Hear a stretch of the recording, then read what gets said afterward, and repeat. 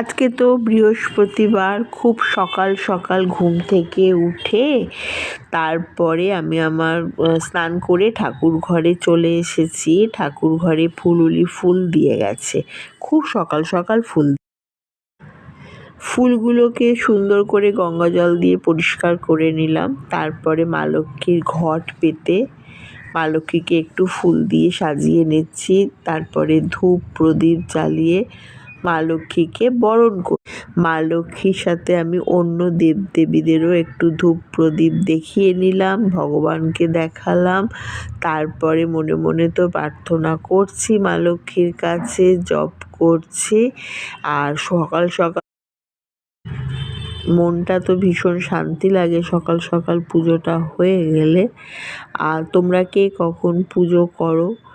আমি তো একটু ভোরবেলা পুজোটা পছন্দ করি। যাই হোক, আমার সব ঠাকুরদের দর্শন করালাম। টাটা।